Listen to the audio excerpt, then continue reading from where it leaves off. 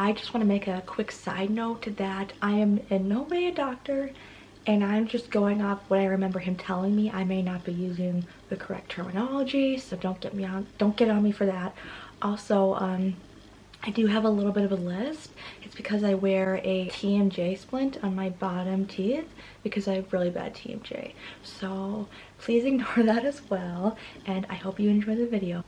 Hey everybody, my name's Alexis. Thank you for tuning in today. Today I want to make a video about my journey with having 2 bunionectomies as well as an Osgood Schlatters removal. So I have some questions on my phone that I'm just going to go through that I asked the doctor that I would also like to know if I was watching a video on bunions. So I'm just going to answer some of those.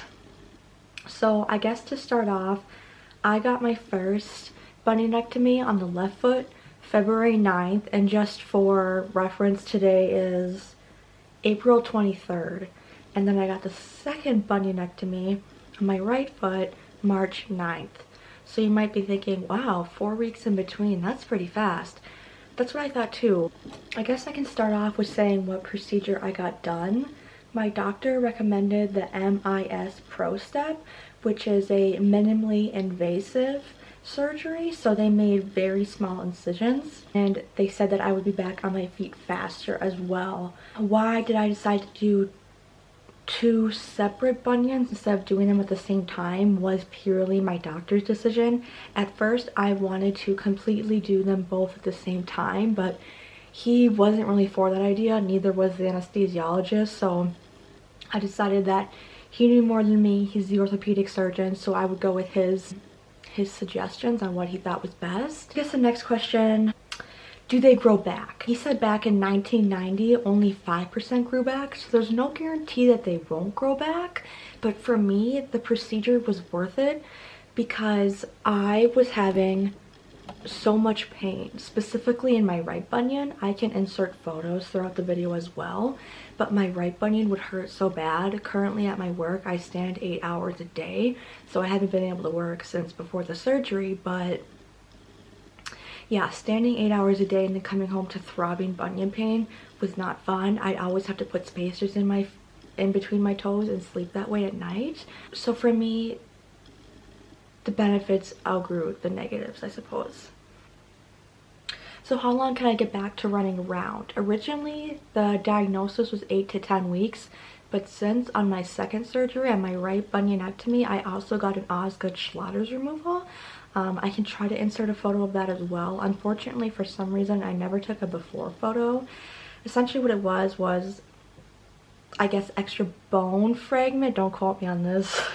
It was like an extra bone beneath my kneecap that would stick out. So whenever I would bend my knee and maybe want to kneel or something like that, it would stick out, and it was very, what did he say the word was? Superficial.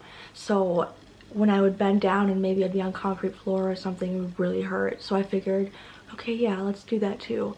But since getting that done, my knee's really sensitive now. So I have to also do physical therapy for that as well as my bunions, unfortunately. So 8 to 10 weeks running around, I don't know if that's still realistic. I should probably ask because I do miss working out. I guess something also no one has talked about since I've seen on YouTube is that it's tough mentally. I've been in bed for weeks and now I'm able to walk again. Just things you can't do. You can't clean your room, you can't do your laundry, you can't cook, you can't do the dishes. It's just endless what you can't do. It's so extremely frustrating. But no one really talked about the toll it takes on your mental health. It's been really difficult. Yeah, it's just been tough, and I'm really blessed to be able to walk again, but I do miss working out. Also, this is really embarrassing, but I've gained 15 pounds. And I am overweight right now currently for my height, which really sucks because I do enjoy working out. I love to run, I love to lift weights, and I haven't been able to do that. I'm also back to driving. I drove for the first time today actually, which is really exciting. Was it painful? I guess that's a huge question, right? So the first 3 days or so after surgery, I was on pain medication, so I didn't really have any pain, which was a huge blessing. And then after that, you're supposed to just be on Tylenol pretty much. So no, it wasn't too terrible. I would say it was more itchy. Itchy and not being able to walk around, get around was the most frustrating. But no, the pain medication was really a huge blessing. I was on oxycodone, so those are pretty strong, and I didn't even end up taking all of them, so the pain was bearable. Yeah, the first 3 days you're gonna want to definitely elevate. The first 2 days I was just in bed elevating my foot, because if you don't elevate, it's gonna get swollen up and it's gonna hurt really bad and be throbbing. So thankfully I didn't have any problems with that. I really followed the doctor's orders to a T. Oh yeah, I can insert photos of how my feet look now with the x-ray. I have like 2 pins in them, which I'm hoping will stop them from growing it back. I guess the next question would be, do I recommend the surgery, or am I happy with the surgery? Yes and no. It's still only been a few months, so they're still swollen and they're still healing. Like, the incisions are very, very sensitive. My doctor actually prescribed me, let me go get it. He prescribed me this. It's for topical use, and I've just been putting it on top of my incisions, and it's really been helping with the sensitivity. So that's been really nice.